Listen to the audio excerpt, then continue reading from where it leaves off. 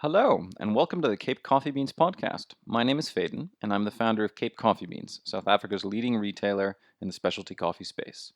We sell everything you need to make an amazing cup of coffee at home, at the office, in the cafe, or even on the road, including equipment, accessories, and artisan roasted coffee beans, both online and in store at our headquarters in Claremont, Cape Town. This podcast is a deep dive into the world of South African specialty coffee with a focus on the brands, the businesses, and the people in the local coffee scene, many of whom I'm privileged to work with. I'll be bringing you interviews with many of these South African coffee heroes, so please do subscribe to the podcast and share it with your coffee-loving friends. Thank you for your support. Now let's get to today's episode.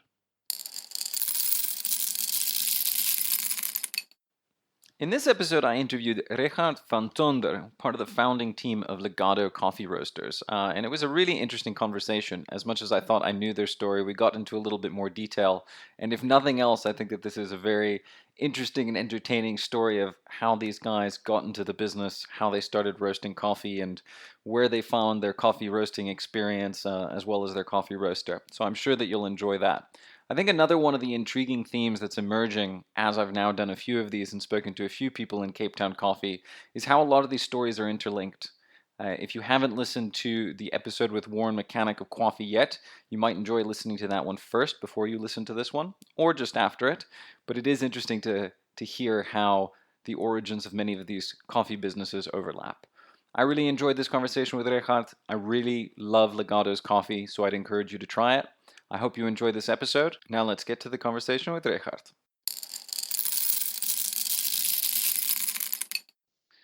Regardt, welcome to the Cape Coffee Beans podcast. Thanks, Faden. Thanks for having me. It's a pleasure. So for those that are listening, Regardt, you are one of the founders and the current owner and manager of Legado Coffee Roasting based in Stellenbosch. We've known each other and worked together for quite some time, so I'm looking forward to sharing some of your story and maybe learning a bit more about it myself over the next little bit. So Great. I always like to start before we get into all the coffee stuff with asking the people that I've interviewed on this podcast what they were doing before coffee. And if I remember correctly, you were in the UK, is that right? Before you started your coffee career? Yes, that's correct. So so Andrew is also one of the business partners. We actually studied together at Stellenbosch University, and after that, we actually, like in those days, early 2000s, we everyone still went over to the UK, probably just to pay off their student loans, and we actually, before we actually left for the UK, we had chats and said, listen, it would be cool to do something in maybe even in the coffee industry. And we liked coffee, but we were by no stretch of the imagination enthusiasts. So it's, the odd cup here and there. And I think early 2000s, there weren't a lot of options, especially in Stellenbosch, for us to explore. So, and I don't think we ever knew the coffee industry would change into what it changed into at that stage. So so we actually went over. Andrew came a while after I was already based in the UK. He came over, and we started looking at just toying with the idea a little bit more. I think what drew us to the coffee industry was probably more the social element more than coffee itself at that stage, just purely because at that stage, coffee tasted like coffee. And I'm probably speaking for a majority of the consumers out there, is that a lot of them don't know the difference between a good cup and just an average cup and a bad cup. So at that stage, coffee was coffee to us. So for us, it was more about the social element. We saw coffee as a means where people either meet and get together, especially more when we were based in the UK. I think the coffee culture there were and probably still is different to what we have here. It's almost a necessity for people on their way to work. I think a big part of your population that does public transport has the option of just popping in and grabbing a cup. And also it's part of their daily fix, and it's affordable for them. For a lot of the first world countries, it's an affordable product. To fork out £2 or £3, maybe £5 a day, a few times a day, would not make such a big difference. So at that stage, like I said, it was more the social side. So we were intrigued more by probably by a form of setting up shop, maybe multiple shops, and just having that space where people can come together. And what were you actually doing in the UK while all of this was brewing in the background? So when I studied at varsity, I studied business, a bit more focused towards marketing. Went over to the UK and actually started working for one of the largest food distributors in the UK. And I ended up predominantly within central London, and working a lot with big hotel groups and big chains, and a lot of the fine dining restaurants as well, with the executive chefs. And I was intrigued. We also had, for instance, Cafe Nero at that stage were one of the coffee chains that we serviced and distributed product for. Okay. So that was just getting a bit of a taste of the food industry. And it started intriguing us a little bit more. So we also had a friend that worked for a company called Capricorn, that is, I think, the holding company of Nando's UK. And he was good friends with the founder as well, of that Nando's UK.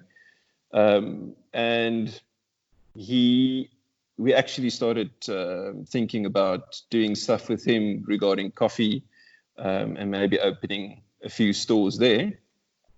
And then in 2006, I came back for my brother's wedding, and then I stumbled across Lucian at Lawrenceford, at Coffee Roasting Company, and he was roasting on that little Didrich roaster. And we had a very good chat.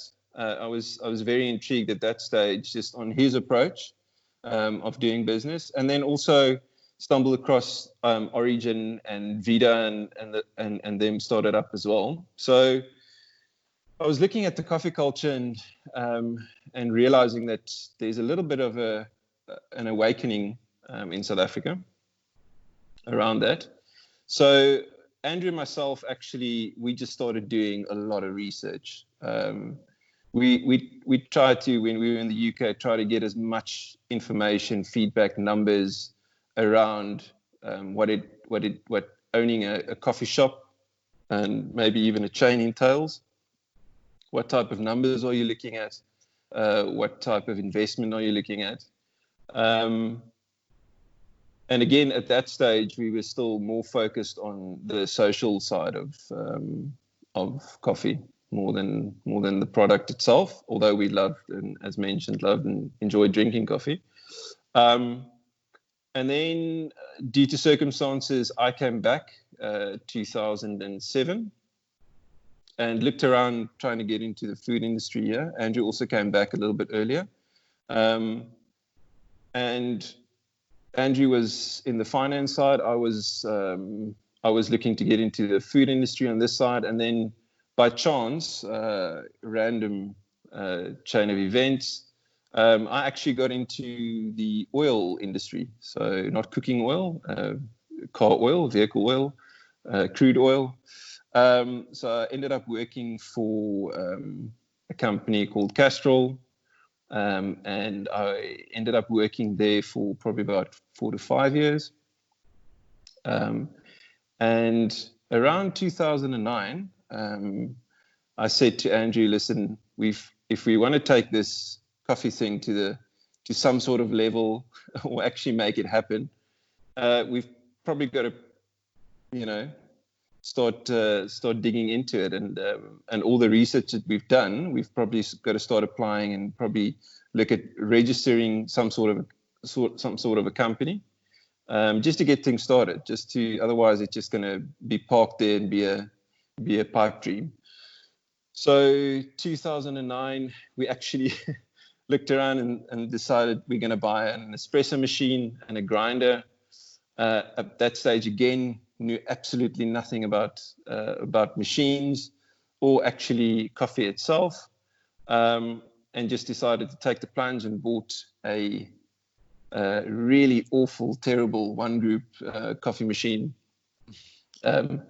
for quite dead cheap, and we installed it at Andrew's folks' house in Ronnebosch, and we played around with it, having no idea what we're doing. I just want to bring it back, you know, and I'll probably come back to this point a little bit later. But in 2008, 2009, even 2010, you could find very, very limited information about coffee.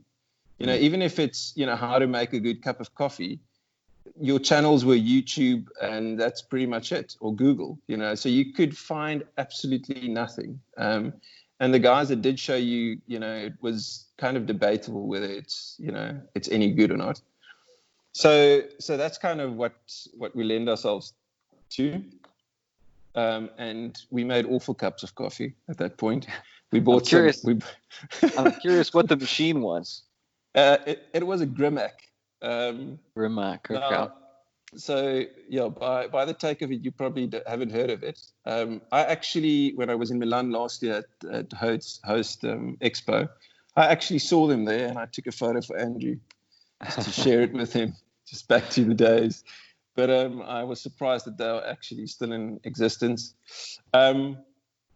Anyway, there are guys, I think there are agents in South Africa for Grimac, so I don't want to diss anyone. Hopefully at they're that not point, listening. Yes, well, hopefully not.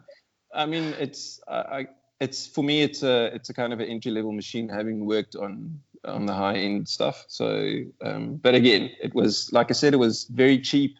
Bought it off a lady that was kind of liquidating her business, and she bought it somewhere else, and it was, you know, a hand me down pretty much. So, so we made, like I said, we made awful cups of coffee. And from there, we actually started the process of looking for a name. So I think, like any business owner, some business owner will say, "Listen, I had an idea, and I had this name for years." For us, it wasn't as simple. We took about 6 months to come up with a name, and it was through trial and error and just dotting down a business plan and just what we wanted to do and what we wanted to stand for. So, and then we had probably about 20 names, and what we would do is we would send it out to all our friends and have them listed from 1 to 20, or their top 10, and then they would come back, and then we would do it again. So until we came up with the top 3, and then we decided on the top 3 which one suited us actually the best, and that's why we came up with Legado. That pretty much just means legacy, and for us, that's pretty much what it is. For us, it's about, you know, a lasting legacy of quality and equality straight through the supply chain and the chain that we deal with. And I can honestly say that in some areas of the supply chain, we've made a success of it. In some areas, we haven't. In some areas, we are still hoping to make a success and a change, and probably have an effect on that supply chain. But yeah, so then we registered the company, and Andrew and myself, we were doing this part-time. So then the next process started, where we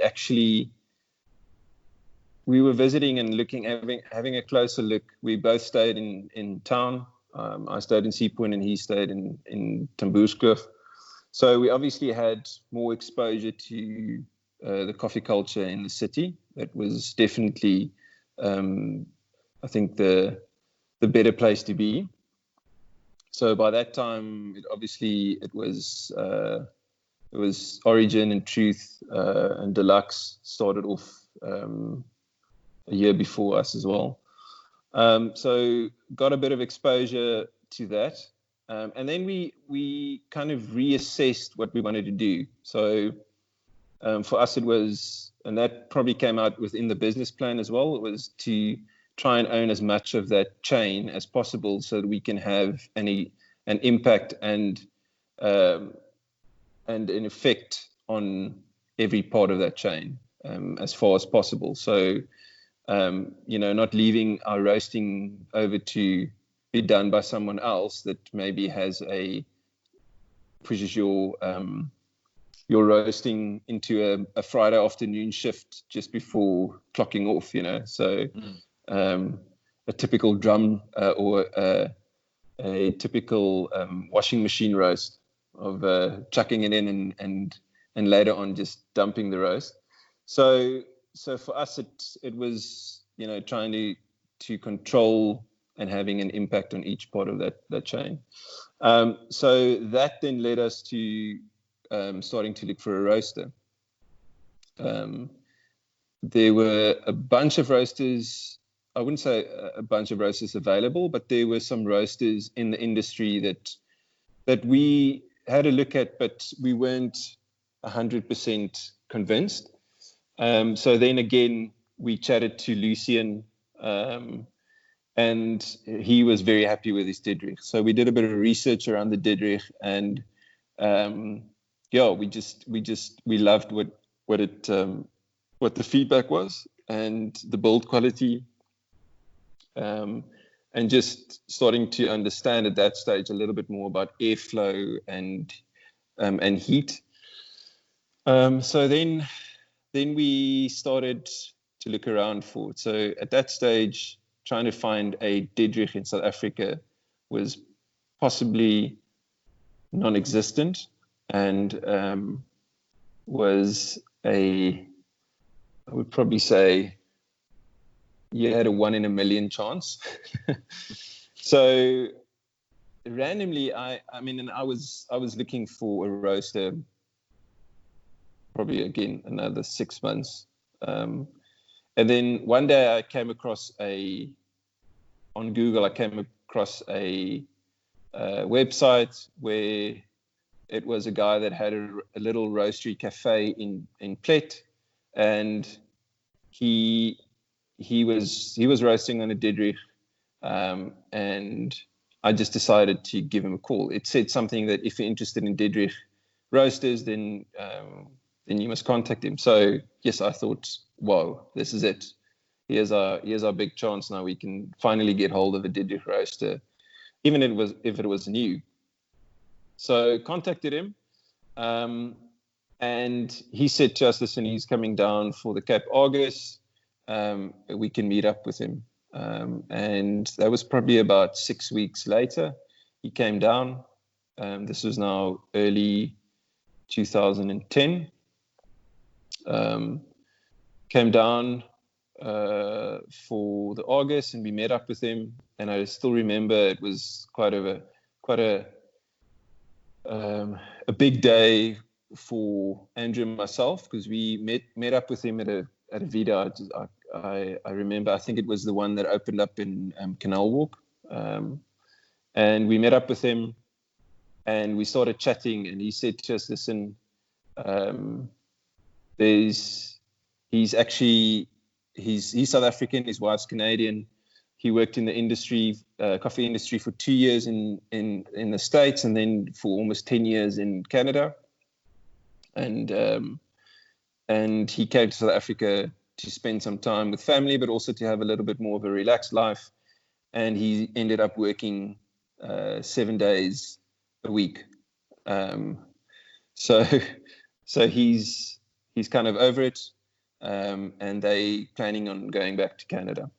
So would we maybe be interested in buying his equipment, and then he'll do some training. And at that point, he ripped out a training manual that he's put together over the previous decade that he's been working. And he was one of those guys that loved a bit of research and documentation. So he ripped it out, and it was like a Bible. There was like a halo around it as he ripped it out. We heard the angels sing,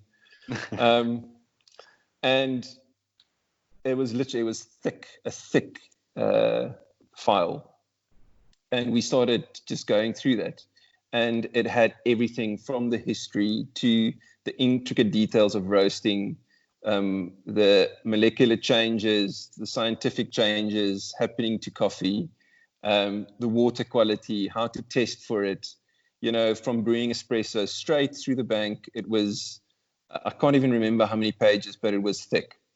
And Andrew and myself just literally looked at each other. And I think both of us knew at that point that it doesn't matter by hook or by crook, we've got to come up with the finances to buy all of this, because he's literally handing down 10 years of experience in a manual. And this would probably take us 5 to 10 years to gain this knowledge. He can hand over to us in a period of 2 weeks, and then we can build on that.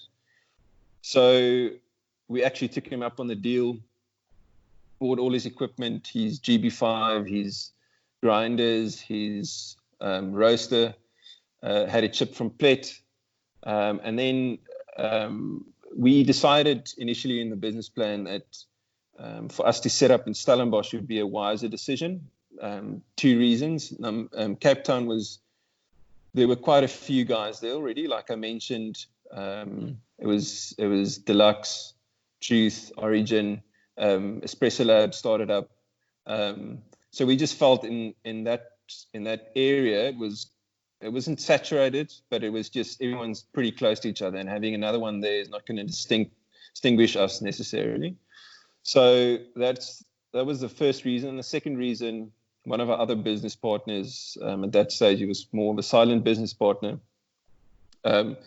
They have a farm in Stellenbosch, and he said, listen, they've got a winery or wine cellar that's basically just standing empty. I say empty, but it's full of farming equipment, but we can empty it, and then we can probably use that at no cost.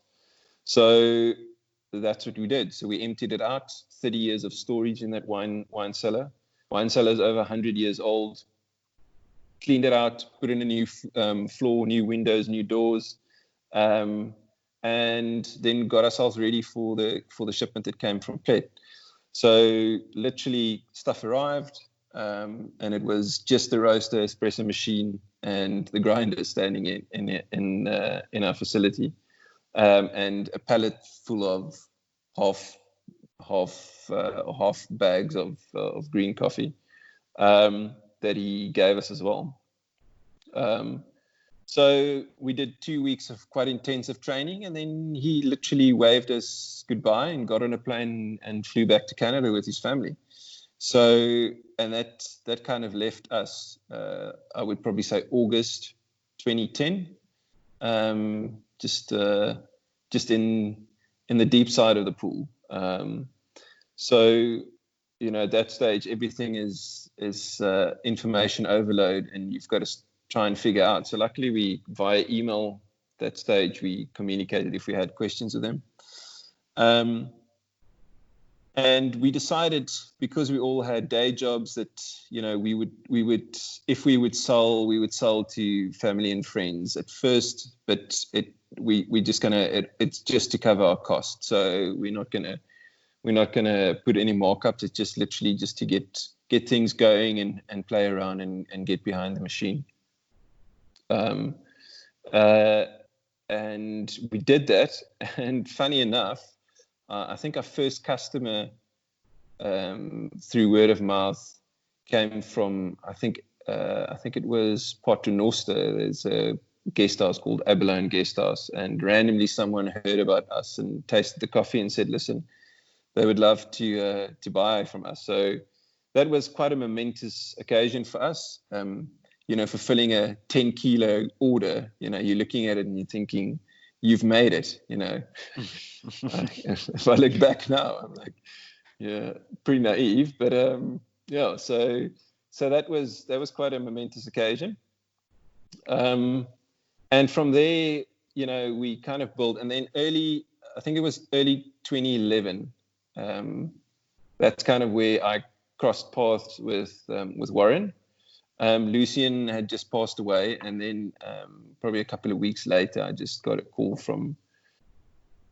just got an email from Warren saying, "Can you roast a bag of coffee for me?" So, Warren, if you're listening, you know we have a special relationship, but that's Warren style. It was just a one-liner. Just, can you roast this coffee? Not an introduction and hi or anything. Just, can you roast this coffee? So I said to him, listen, we'll try. So we roasted a bag of coffee. He sent it out to his customers. They were happy.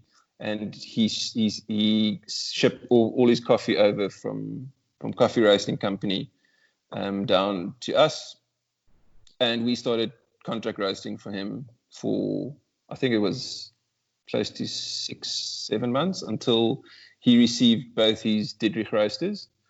And that was a good experience for us. I almost feel like I did my 10,000 hours in that couple of months, although it wasn't close to 10,000 hours. But Warren at that stage had quite a lot of coffees. I know he would love to have those amount of coffees again. But I think he had like 23 or 24 different coffees that we were roasting for him. Goodness. So, yeah. And I must say, I'm pretty proud of him, because at that stage, some of those coffees were absolutely horrible. And I kept on telling him, you can do better than this, you know. And now he's probably got, in my opinion, he's got some of the best coffees. I mean, the Caravella guys that he's working with as well, I mean, they're amazing with their coffees that he gets from them. So, yeah, so I'm pretty chuffed with him. That he changed his game. Yeah, Warren. I mean, it's definitely true. Coffee in terms of like flying under the radar, but having incredible coffees. Yeah, definitely punch above their weights. And for those listening who are interested, the story does intersect with the story that Warren tells in episode 4 of the podcast. So you can listen to that as well and hear Warren's end of the story and how he wound up asking you guys to roast his coffee. But coming to your story, you were roasting all those coffees for him. Yeah, so that kind of gave me an idea of how coffees are reacting, because at that stage I was, you know, you had a little bit more confidence when roasting, but I think after that period that we roasted for him, I was like, now I understand the process much better, just because of the different coffees that you roast. You just start understanding how they react and what you can get out of them. And obviously, I had 23 coffees that I could constantly cup without. Warren never worried. I didn't even realize whether he was, or I don't know if he realized that we cupped his coffees. But it was just something that we could do, just to kind of train your palate, because your palate is something that you build on constantly.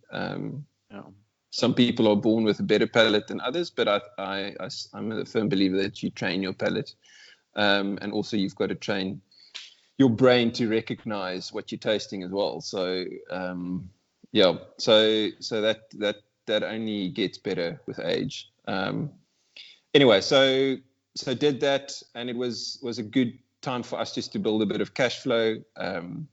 And for me, it was literally 2 months after Warren asked us to do that, I decided to go into the coffee roasting business full time. So I resigned at Castrol and then moved over, and that was good, because I could kind of pay myself a little bit of a salary, and start this journey. And at the end of that period, we kind of build up enough finances just to do a bit more work on our brand. So we did set up a website and just build around that. which was great. So from there, we definitely had an uptake in business. And and then in 2013, our journey started with exclusive books. But I don't know if that's a discussion for another day. But we had we started opening. We first started off as just consulting and training and supplier of coffee for their cafes, and ended up opening 16 cafes for them before they handed the space back to Seattle. But that was more of due to managerial, I would say, the managers or owners not seeing eye to eye, shareholders. But yeah, so we were quite bummed about that. We learned a lot through that period, and we really tried to push the envelope with those cafes. We were lucky enough that the CEO at that stage, he was pretty much the visionary on exclusive books and revamping and rebranding in a sense, or updating their brand. He initially asked us at the beginning of our meeting, first time, he asked us if this was our business and we had to start a cafe, how would we do it and what would we do? So we kind of went all out. We did a presentation, and for us, it was about having a different experience at each cafe. Even from coffees, having different coffees at each cafe. So he loved that, and that's kind of what we started implementing. So just with your surroundings, your customer base, you just kind of set up a different look and feel in the cafe, but straight to the bank, having good training and having options on coffee. So we initially did a blend that we try to keep as consistent as possible year after year, and then just changing up the South and Central American single origins and African single origins. And then at some of the cafes we had like a slow brew section that also did well. But it was hard work. So 3 years into that, they actually handed over the management of the cafes to us, and that's when Andrew moved up to Joburg to just oversee that. So we had to oversee and manage 90 staff members, which was extremely challenging, and it kind of sucked us in resource-wise. And yeah, so I think in general it was good. I think it was probably a bit early for us in our life cycle to enter that type of venture with them, because we actually never had a proper chance to build our brand. Instead, we were building someone else's brand. And it was great. Yeah, I was going to say that a lot of people listening probably didn't realize that they were drinking Legado coffee when they were having coffees at exclusive books. Yes, well, and they didn't allow us to do any branding. I think on the menu, if you had your any form of microscope with you, you would probably be able to see it stayed somewhere there on the menu that it was roasted by Legado coffee, but at no point were we allowed to put on any branding whatsoever. So, but it was a good stint. Like I said, we learned a hell of a lot regarding retail. We learned a lot about setting up shop and spaces, what works, what doesn't work. We learned a lot about managing staff, and it was fortunate enough it was on someone else's checkbook at that point. But looking back, you kind of count the cost, and you were like, at some areas, was it really worth it all? But again, a good experience. I think it was probably, we probably write it off as school fees. But yeah, it was good. And what does Legado look like today? You guys recently opened a new cafe, right? Yeah, so I think we had so it was probably end of 2018 when Exclusive Books confirmed that they will terminate the contract. And at that stage, end of 2018 was quite a tough year for us, purely because we were also busy since 2015. We were busy with trying to kickstart a venture in the US, and putting a lot of time and cash flow into that. And literally almost the same time that we got news from of Exclusive Books, we also got news from the US we were about to launch, and got news that we've got to put things on hold as the margins had a drastic change due to a few circumstances. Again, it was good experience, and it's hopefully something that we can kickstart again at some point. I'm lucky. Well, I'm actually at this stage, I'm glad we didn't, because I think this COVID-19 situation would have been a bit dismal for any business. But there's still potential. So we did a lot of research, market research, brand research. We've got a full-on business plan that we pulled up for that market. And the US market is an established market. So if you do come in, you need to know what you're doing, first of all, and second of all, you need to have your ducks in a row, because the first time you can't supply, you won't stock again, number one. And second of all, the consumption, I've never in my life seen consumption like that, ever, anywhere. We had orders for trial, or orders placed for trial orders, and it's almost some roasters months worth of roasting, so you've got to have your ducks in a row. And I think it was probably at that point a good thing that we didn't kickstart it. I think we still need to get a few things geared up. So there's still an open channel to hopefully pursue that in the near future. But coming back to our shop in Stellenbosch, so we decided, with all the ventures and prospects that we were involved in, that it was a good idea for us to actually just start building our own brand, something that we've neglected to do to our detriment, and probably just start building a brand that reflects who we are. And we decided, listen, let's do a flagship store that encapsulates who we are. So I loved doing that, and I enjoyed doing that. I think we learned a lot from Exclusive Books.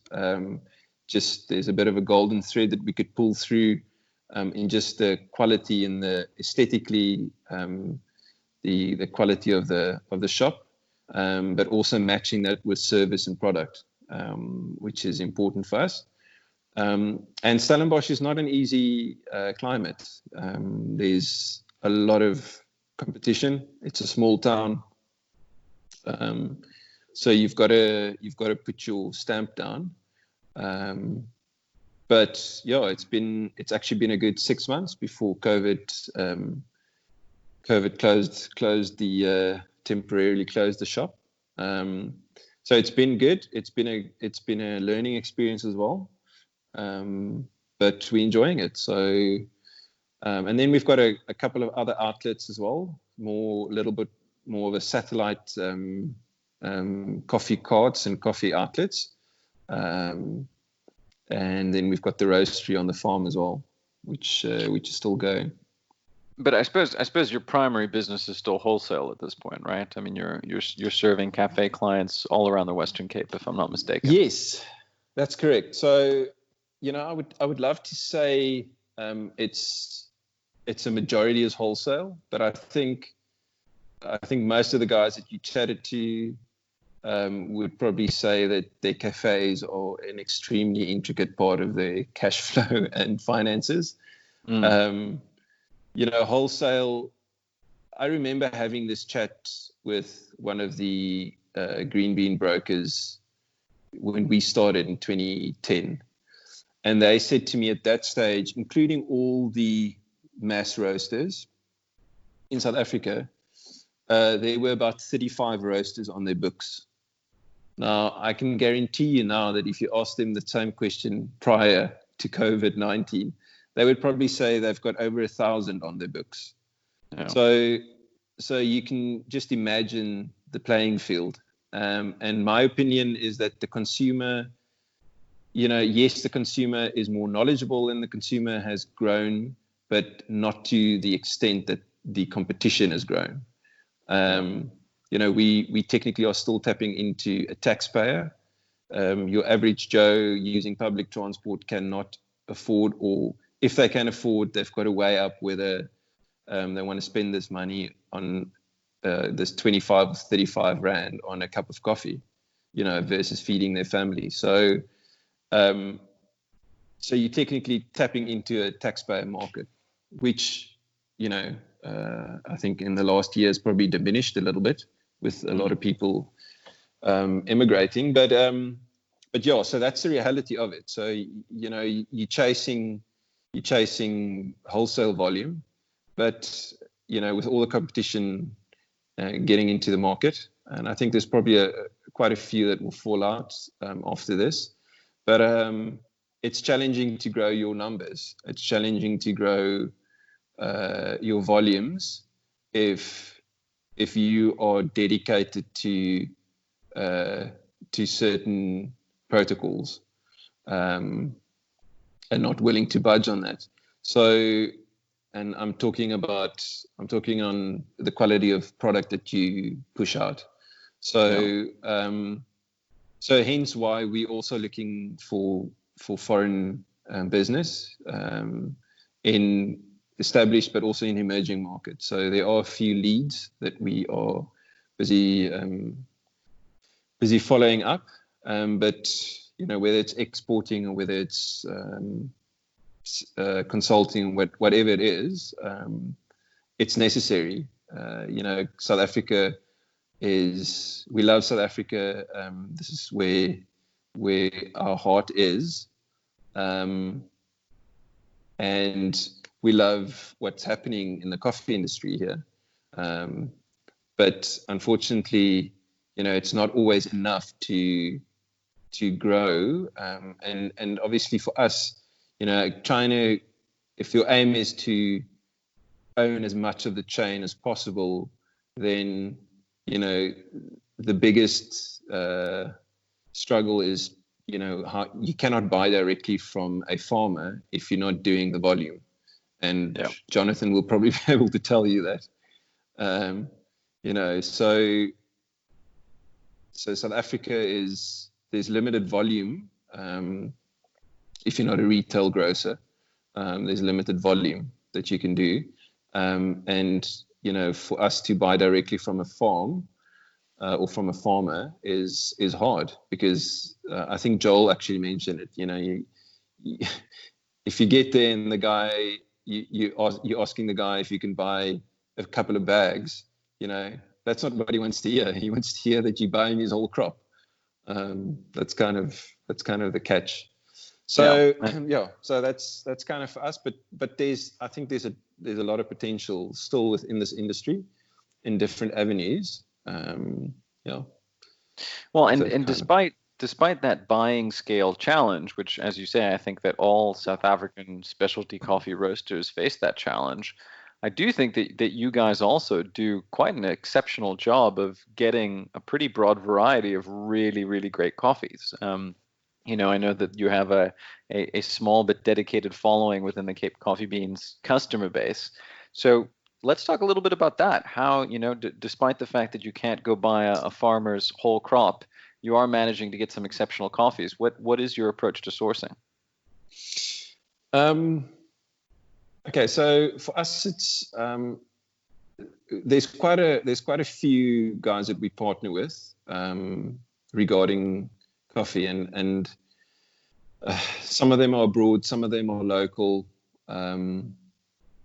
But for us, the biggest thing is number one is traceability of the coffee, and then that's something that's even more equal of importance is taste. So if a coffee doesn't taste well, even if it's got the credentials, for me, and the size of our business, it doesn't warrant the why I should get it. You know, if I'm not going to enjoy it, and if my customer base is not going to enjoy it, whether it's got a story or a mean for now, you know, it's a different thing if I was committed to this farmer, and that's what I've got to do to support them. But I'm not doing those type of volumes. So my credential at the moment is it's got to be traceable, but it's also got to be great tasting coffee. And, you know, taste, again, depends on who's behind the cup.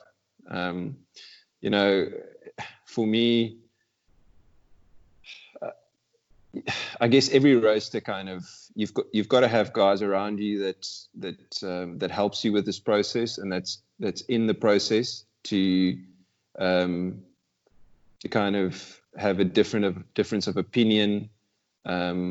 You know, in Afrikaans they call it, you don't want a ja broer, which means you don't want a yes brother. You want someone that's challenging and that can kind of have an input on that type of different coffees as well. So that's important for us. But also the feedback of the customer, you know, and you kind of, after 10 years, you get an idea of what coffees actually work and what coffees doesn't work, you know. So you know, there might have been some coffees that we've had before that we thought it was an exceptional coffee, and it just the consumer just didn't really like.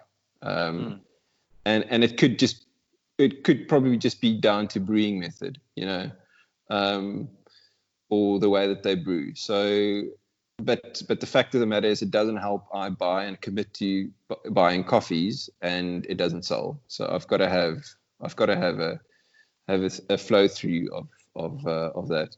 So yeah, so we've got a few guys that we work with, and we're actually waiting for some new Ethiopian and Kenyan coffees to arrive, which I'm very excited about. Right. Some great ones, and that should probably be with us in the next 4 to 8 weeks, depending how quickly stuff can be released. But yeah, so. It's a difficult question, because you also, well, it's not that difficult, but you know, you also want to listen to what your consumer and you've got a following, and you cannot be all things to all men. So, you know, for us, it's important to stick to what we believe in, and that's something that we kind of follow through with our sourcing, and with our roasting and with our quality control, and you know. I'll give you, for instance, an example. So we supply in the winelands area, we're supplying quite a few fine dining restaurants. So, you know, and the chefs, you go there and you do an effort, and they visit your roastery, and you go through the coffees, and they love the coffees that you love. And then they start buying the coffees, and within a month, they call you up and they tell you, listen, if they have one more, no offense, you know, but if they have one more international tourist complaining about acidity in coffee, then he's going to throw them with something. So, you know, you've also got to listen to that. You know, I can't be, you know, stubborn about it and say, well, this is all I have. So, you know, so we try and work with them, trying to give them coffees and trying to figure out what it is. So. And the same with the retail space. And that's something that we learned from Exclusive Books, is getting that feedback from consumers, you know. And you could see it in sales. The blend was always the go-to coffee. There's people that love drinking the same coffee day in, day out. They don't want to change it up. And then there's people that loves change. And you can see it in our sales. So there's certain coffees that we try and keep very similar. Although it's seasonal, you try and keep flavor profiles quite similar, and people love it year in, year out. That's all that they'll buy. And then you have the guys that love exploring and can't wait for new stuff. And I must say, through your website, we're finding a lot more of that. That's kind of where I see a difference between my online sales and your online sales, because I can see on your online sales that the guys they love experimenting. They love trying the different way out coffees that, to the normal regular consumer out there doesn't necessarily taste like coffee, So, but on my site, there's a sometimes it's very rare. It's not very rare, but it's the percentage of guys buying the exceptional single origins with way out flavor profiles are in the minority. Yeah.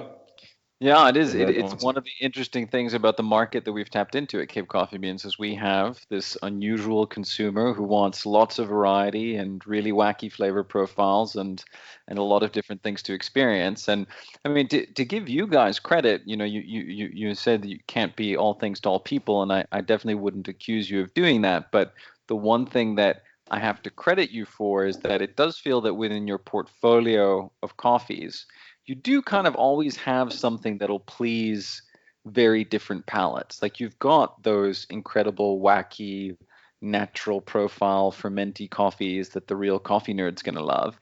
But you always have a couple of coffees where even if I'm suggesting it to somebody who's not so adventurous, they're going to enjoy it, Even if maybe they're used to something a little bit darker roasted, they're still going to be able to appreciate what you guys roast. And so I think that you clearly have put a lot of thought and effort into having a portfolio of coffees that covers a reasonably broad spectrum of tastes in coffee. Yes, I agree with that. So I think it's just past experience, I guess, and trying to be a bit more flexible. But as I mentioned, flexible within what we believe and what we stand for. So, which is important for us. But I think our journey with that, sometimes we have a little bit of a less of a range that would suit the extravagant, exceptional side, and sometimes it's just a struggle with getting hold of good coffees. And for me, I won't if there's people looking for a good Kenyan, if I can't find a good Kenyan, then I'm not going to supply a good Kenyan. So I'm not just going to have a Kenyan for the sake of having a Kenyan coffee. So I think sometimes we have 15 coffees and sometimes we have 5 coffees. It depends on what we can get our whole hands on at that point. But I agree. It's probably through experience, probably through complaints that we've in the past that we've had to adapt ourselves to kind of service a broader palette. And if I talk about complaint, it's probably more on a wholesale level than a home consumer. So I think you also do a great job of catering to that breadth of tastes in terms of how you roast the coffees as well. Now, this is I'm obviously not a roaster myself, and so I'm speaking purely from a consumer perspective. But my impression, one of my impressions of Legado coffees is that you guys seem quite comfortable roasting in different ways for different coffees. And obviously every roaster does that, right? Every roaster profiles their coffees. But you might not know this, but on the shelf at the Cape Coffee Beans store, we kind of have all the coffees laid out by roaster, from kind of the lightest roasted coffees to the darkest roasted coffees. And the Legado coffees kind of sit reasonably near the middle of the shelf. But in a way, I always think to myself, I don't know if that makes sense because that Danilo Salazar could be all the way to the left, and that El Rincon could probably be a little bit more to the right, and Yeah. all really exceptionally executed. But I do feel like, where some roasters really have their kind of signature degree of roast and they play within a kind of finer range, you guys seem to branch out a little bit more to cater to the different palates. Is that a fair characterization? Yes, definitely. So, I don't buy coffees according to my roasting degree. I buy Mm. coffees according to what degree it tastes good at. Mhm. You know, I very rarely, in fact, I don't think I've ever ventured into the dark side of roasting. And I haven't had customers ask me for a roast that is extremely dark. Um, so so we kind of, our ethos is just get a coffee, sample roast it, um, taste it in different roasting degree levels, and which one do we like? Which one would suit the customer base out there the best? Yeah. If it's too light, if it's too acidic, can we maybe tone it down? What can we change in the roasting profile to make it more accommodating? Um, and then maybe try it in different roasting methods, see what Mm. what works best. But ultimately, it's about taste. You can have all the gadgets, you can have all the profile, you can have all the adjustments, but if it doesn't taste nice, it doesn't help. It's like espresso machines. You can have the most amazing feedback on an espresso machine or on equipment, but if what's in the cup is not pleasant, it doesn't make sense. So for us, our default setting is always, you've got protocols that you follow. You can make adjustments, but inevitably it's about taste. And I'll be the first to put up my hand. We've sometimes had it wrong. So where you've got to go back to the drawing board and redo it. And sometimes there's coffees that you roast and you're like, I'm not 100% sure. And I'll be honest with you, the Danilo Salazar, I thought to myself, we roasted the first time.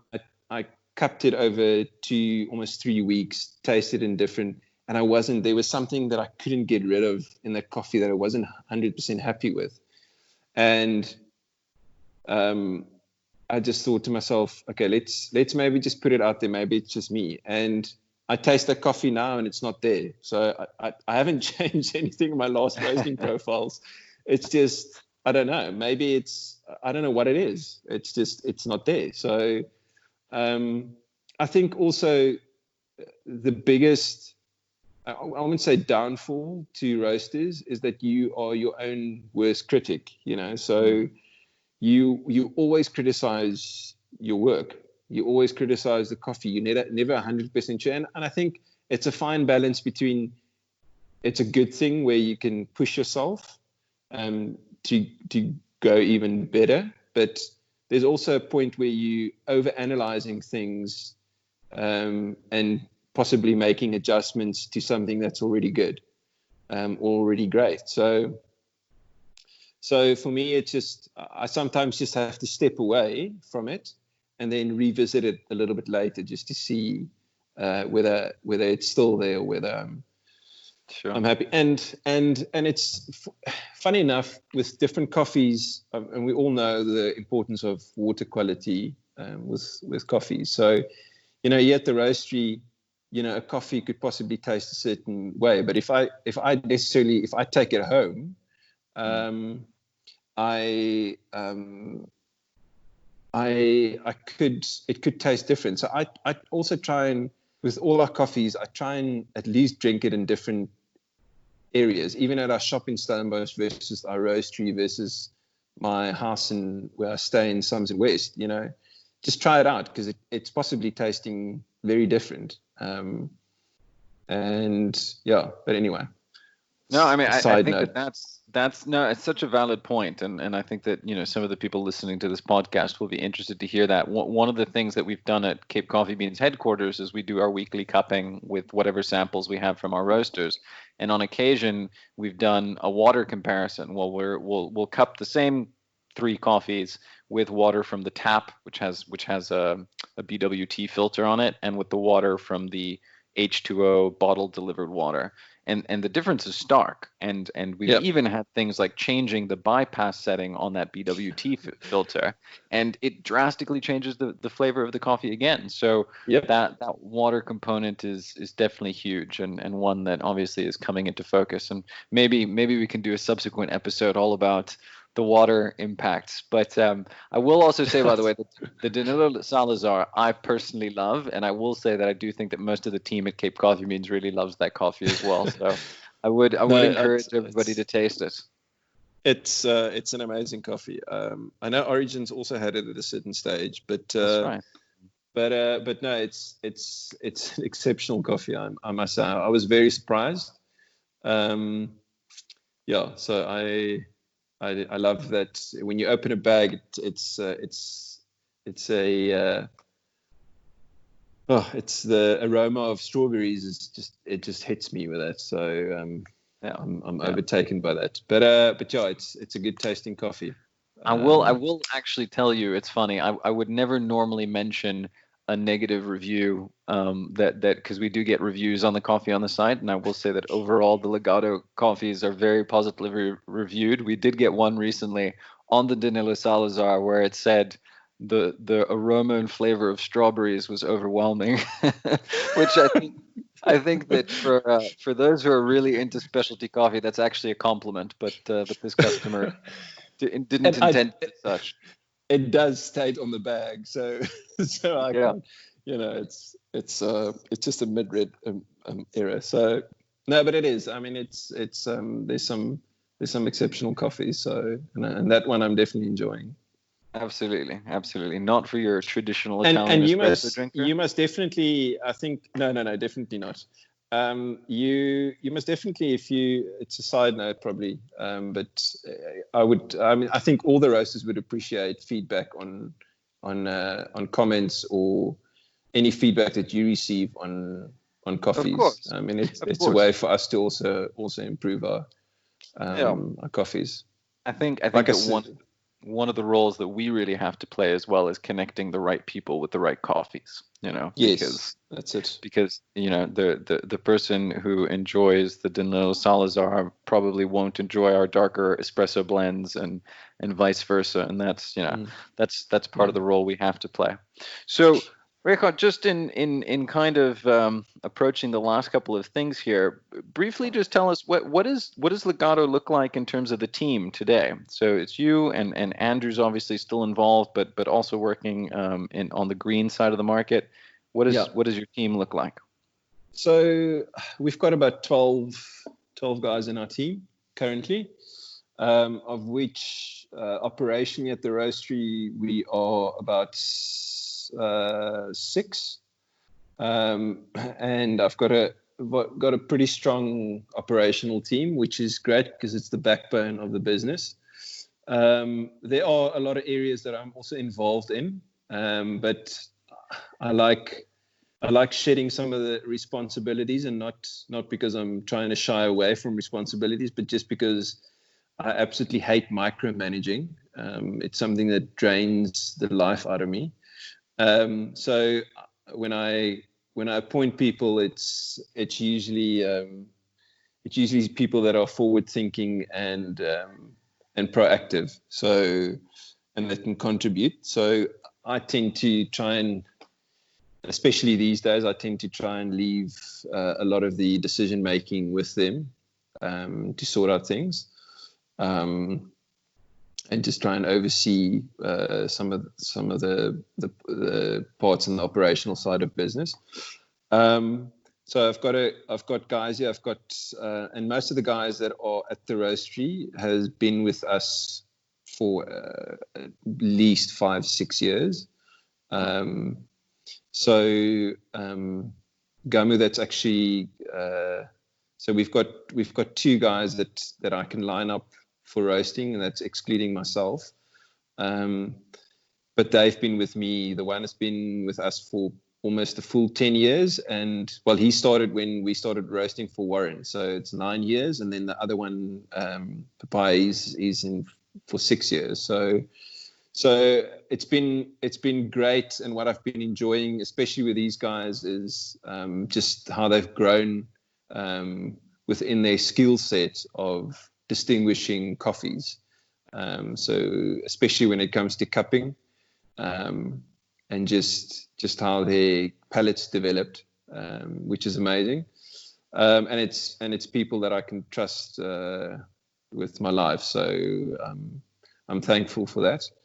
And then I've got the rest of the staff is baristas, and then I've got a store manager at our shop, our flagship store, and then just baristas. So our flagship store, I don't have a cafe set up. I don't have a kitchen, so it's literally focusing predominantly on coffee equipment. There's a few machines on display there. And then we've got some other brands like leather brands and goods that you can buy. And then usually food items I get in pre-made. So I don't have a lot of space. So I want quite a lean team. I just saw with Exclusive Books. In fact, we at a later stage at Exclusive Books, we started closing down kitchens just because it was it was quite strenuous financially, and it's almost as if food overtakes the focus of coffee a lot of the time. And I know, you're probably shooting yourself in the foot by not doing food items on at the facility, but you can probably get more feet in. But it just having had that experience with Exclusive Books, it's something that we try and avoid and steer away as long as possible. Maybe at some point we'll go that route. But for now, we're trying to keep the team quite lean and have the focus more on coffee. So I've got a team there of 2 full-time baristas, a store manager, kind of a runner, and then I have a guy who's part of the operational team that is my all-rounder. So and he helped us with the training at Exclusive Books. So he's an exceptional barista. So he can stand in at any of the stores if necessary. In fact, all my staff, except my operational admin lady, Vanessa, I think except for her, everyone else can make a very, very good cup of coffee. So and brew some good coffees. And then I've got 2 other outlets that I've got guys at. And then when we're looking, well, depending on how long COVID will carry on and what the financial state would be after that, but we're probably looking at some sites in Somerset West as well. So okay, yeah. Cool. Well, one last question for you, Regardt, before we wrap up here, and the all-important one that I think people are always curious to hear. I had been asking people what coffees they're brewing at home and how they're making them, but I realized that wasn't a specific enough question.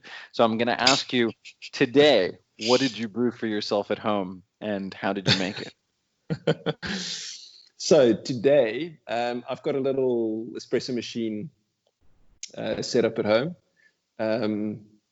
And funny enough, I kind of turn it around. So I've got espresso set up at home, and then at the roastery, I normally do alternative brewing methods. So depending on the day, Chemex or, but I like to start off my day with an espresso-based drink, and then late in the day, I normally do the more fruitier coffees, and alternative lighter roasted coffees. But today, I actually drank our Bolivia, Villa Rosario. I've got that in the hopper at home.